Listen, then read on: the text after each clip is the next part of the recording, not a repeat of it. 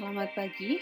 Pada pertemuan kali ini kita akan membahas mengenai golongan besar senyawa metabolit sekunder, yaitu golongan terpenoid.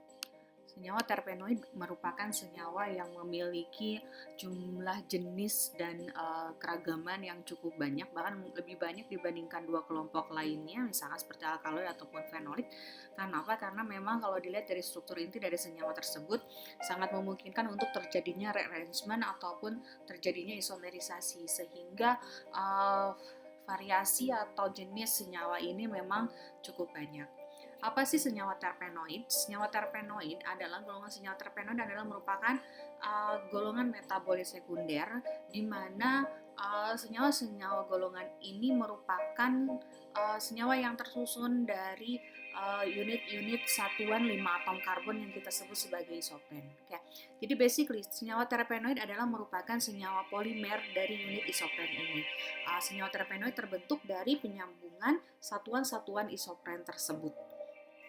Uh, ini nama iopek dari isopennya, yaitu 2-metil buta 1,3-dien, sehingga nanti yang akan dihasilkan adalah senyawa terpenoid ini pasti merupakan suatu senyawa yang memiliki rantai karbon yang cukup banyak.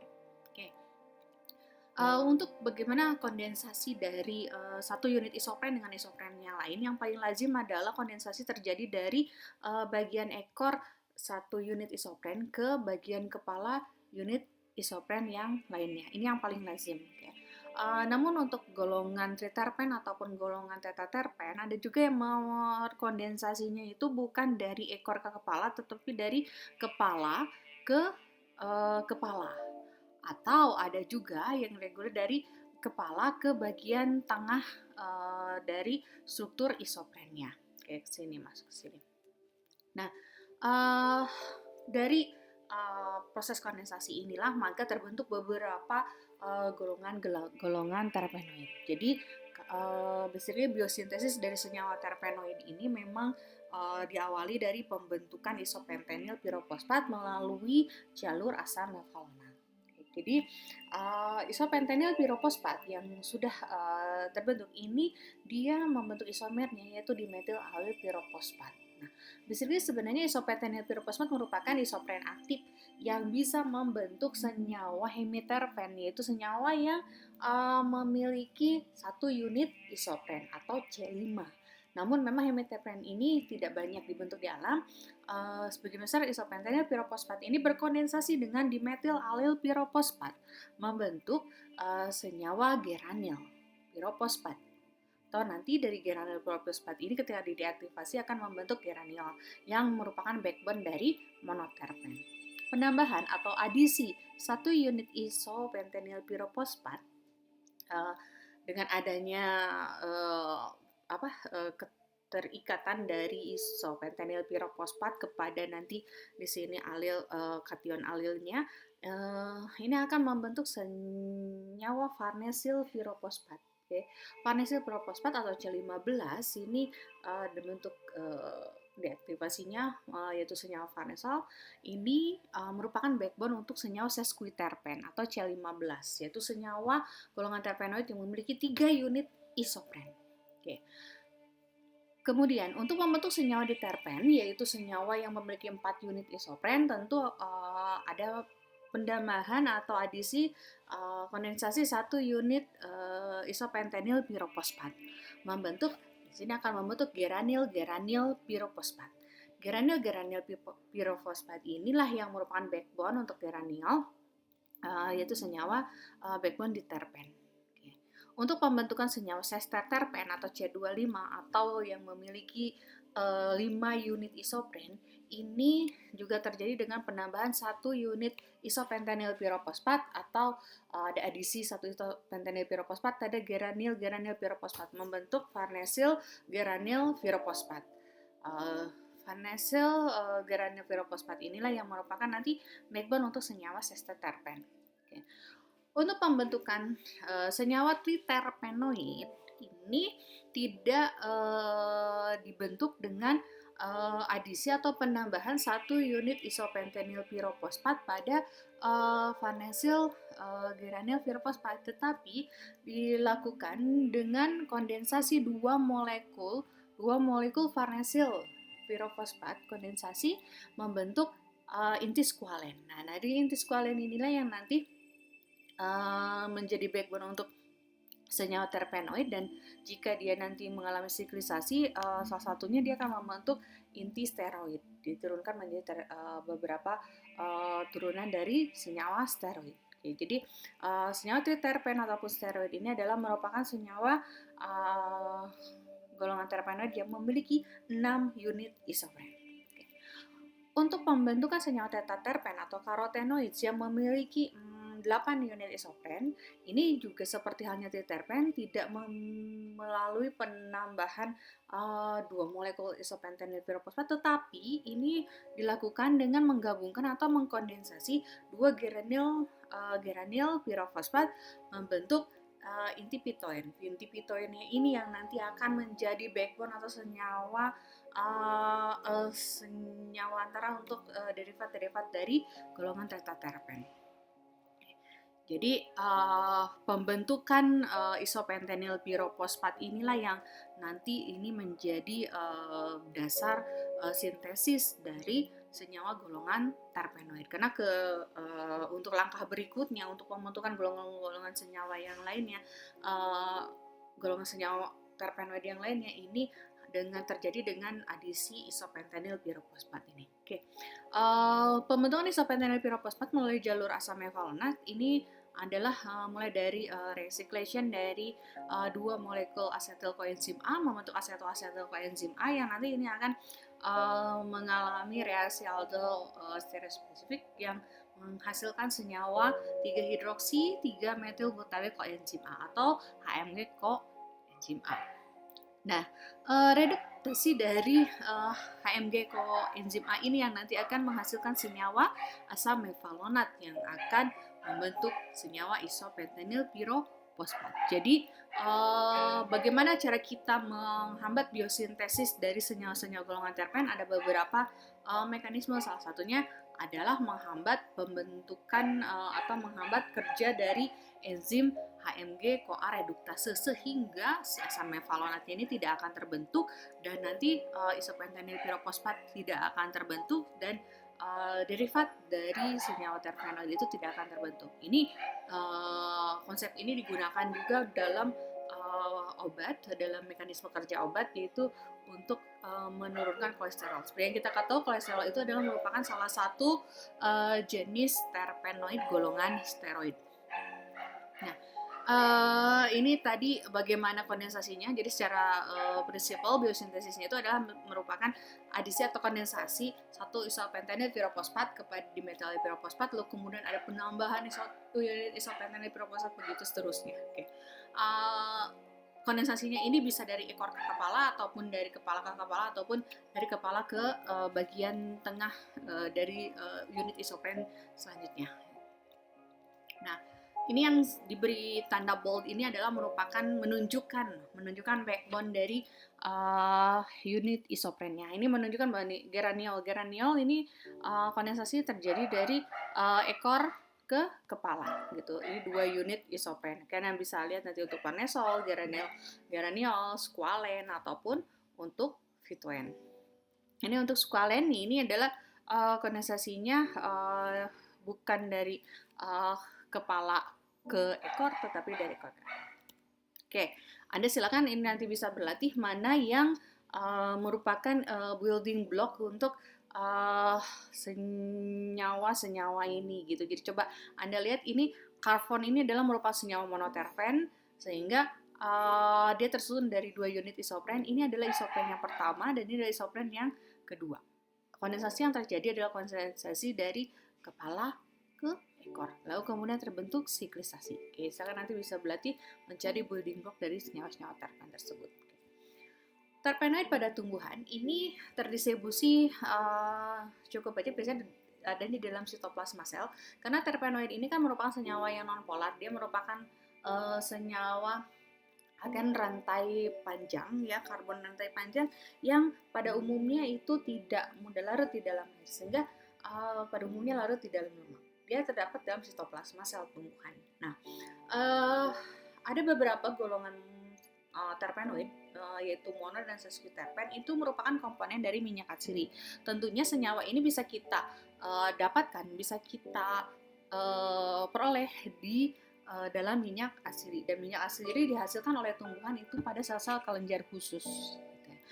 Uh, ada beberapa terpenoid yang lain yang memang digunakan oleh tumbuhan sebagai pigmen warna pembantu dalam proses fotosintesis, dan ini adalah pigmen yang dihasilkan di dalam kloroplas. Contohnya adalah senyawa golongan karotenoid. Selain sebagai pigmen pembantu ataupun sebagai pemberi aroma tumbuhan, aroma khas dari tumbuhan, beberapa senyawa terpenoid itu merupakan senyawa hormon pertumbuhan dan perkembangan yang ada pada tumbuhan. Jadi senyawa ini pasti akan ada di beberapa dan nyaris semua tumbuhan, karena memang dibutuhkan untuk pertumbuhan dan perkembangannya. Contohnya adalah absisin dan giberellin. Ini merupakan golongan senyawa diterpen.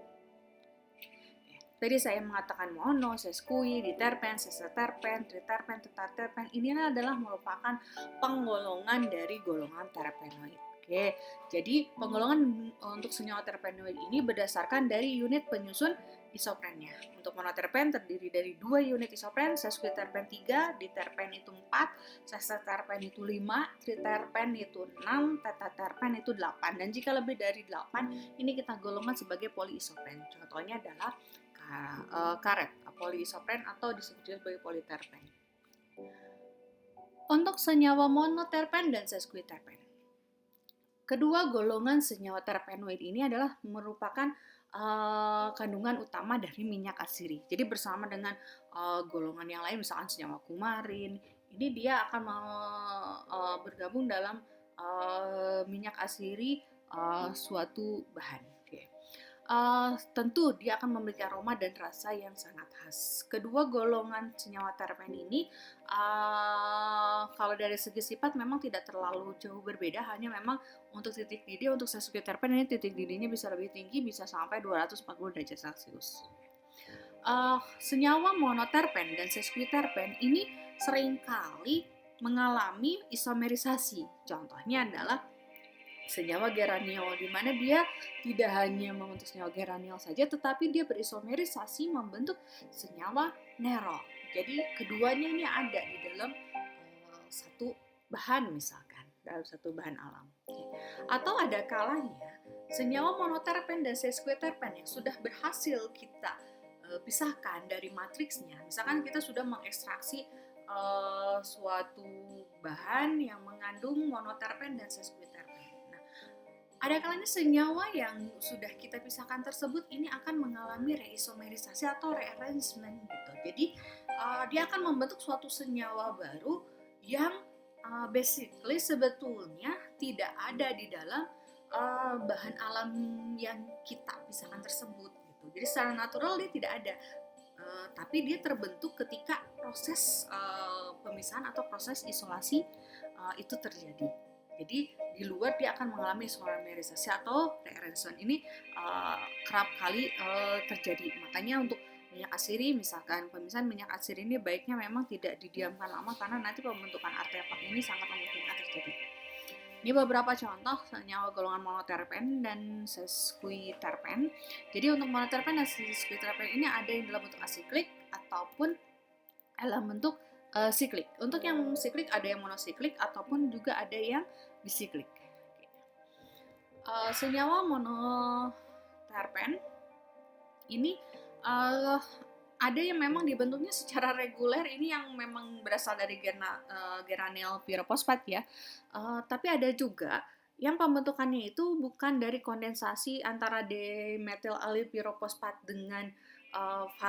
dengan isopentenyl pyrophosphate, tetapi dia berasal dari kondensasi 2 dimethyl allyl pyrophosphate menjadi krisantemyl pyrophosphate. Ini biasanya pada famili Asteraceae, contohnya pada Artemisia dan Chrysanthemum, sehingga ini akan menghasilkan backbone monoterpen yang irregular, tidak seperti halnya backbone untuk monoterpen reguler yang terbentuk dari isopentanil pirofosfat dengan dimetil alil pirofosfat. Monoterpen yang asiklik ini biasanya dalam bentuk wujud cair sehingga memang sukar dimurnikan dan kebanyakan tidak memberikan derivat yang berwujud kristal, sehingga pemisahannya memang untuk dengan menggunakan metode kristalisasi itu agak sedikit jarang bisa kita lakukan ya. Walaupun memang ada beberapa golongan senyawa monoterpen yang memang bisa mudah mengkristal atau membentuk kristal gitu, misalkan seperti mentol itu kan mudah ya. Oke. Begitu juga untuk yang sesterterpen. Sesterterpen itu juga ada beberapa yang sangat mudah diisolasi, sangat mudah mengkristal. Contohnya adalah misalkan senyawa jerumon. Senyawa jerumon ini adalah senyawa golongan sesterterpen yang metode isolasinya, pemisahannya sudah cukup mudah. Karena apa? Karena memang senyawanya mudah mengkristal gitu. Walaupun dia merupakan komponen dari minyak atsiri. Bagaimana kemudian pemisahan dari senyawa yang dalam bentuk cair ini? Memang karena dia merupakan komponen minyak asiri, tapi dia pasti akan memiliki titik didih yang berbeda, sehingga bisa juga kita lakukan dengan menggunakan destilasi terreaksi. Ini bagaimana pembentukan artepak tadi, bahwa terjadi rearrangement, salah satunya adalah terbentuknya siklisasi dalam kondisi asam. Siklisasi dalam kondisi asam membentuk suatu senyawa turunan atau derivatnya. Ini contoh-contoh monoterpen yang lain, Anda bisa mengenali satu sama lainnya. Ini yang memang banyak digunakan di dalam baik itu dalam dunia medis ataupun juga di dalam di dalam industri makanan ataupun untuk parfum ataupun juga misalkan untuk ini linalol. Ini adalah minyak yang bisa kita ambil dari minyak atsiri dari lavender. Ini juga banyak digunakan kan, salah satunya adalah untuk Revlon, Muscatel Revlon.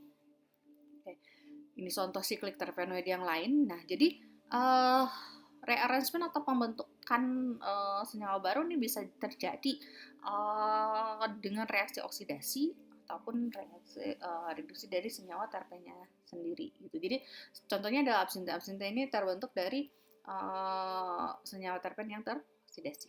Oke. Limonen, kemudian nah ini juga mentol. Mentol ini kalau ada dua bentuk, di dalam malam ada mentol, ada menton. Jadi kalau menton itu adalah bentuk teroksidasi dari si mentolnya. Jadi nanti gugus hidroksilnya ini akan membentuk gugus keton. Ya. Oke. Untuk senyawa golongan sesquiterpen lain, ini silakan Anda lihat. Gingiberin ini merupakan gingiberin, sequilipelandrin ini juga merupakan senyawa komponen minyak asiri dari gingiberase, cukup banyak ya. Kemudian salam angelat. Golongan senyawa sesquiterpen, jadi kalau dari segi sifatnya mirip dengan monoterpen, dia dibentuk dari adisi isopentanil pirofosfat pada geranil pirofosfat. Nanti dia akan membentuk siklik, baik dalam pembentukannya nanti bisa jadi dalam pembentukan bisiklik ini akan membentuk germatren yang mengandung gugus lakton dengan berbagai bioaktivitas. Oke.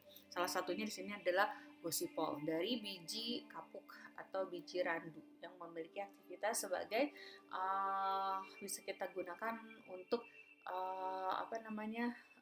kontrasepsi. Oke. Kemudian ini contoh sesquiterpen lain, misalkan farnesen sebagai yang menyebabkan wangi pada buah apel, kemudian juga gingiberin ini pada ginger ataupun pada genus gingiber yang lainnya. Caryophyllene ini banyak bisa kita peroleh dari beberapa minyak asiri yang minyak asiri dari tanaman rempah-rempah ya, baik itu misalkan dari lada ataupun misalkan dari ketumbar. Nah, paling hanya beda di dalam segi kadarnya saja. Ini contoh sesquiterpen penting yang lain, misalkan artemisinin yang digunakan untuk anti malaria bisa kita isolasi dari daun Artemisia annua. Ini yang tadi saya katakan gosipol yang digunakan sebagai kontrasepsi. Jadi ini senyawa gosipol ini merupakan senyawa sesquiterpen yang memiliki aktivitas mengubah pematangan sperma sehingga dikembangkan sebagai kontrasepsi alami untuk pria. Ini contoh sesquiterpen penting lain nih. Asam asisat ini adalah merupakan hormon pertumbuhan dan perkembangan pada tumbuhan. Jadi pasti ada pada beberapa tanaman.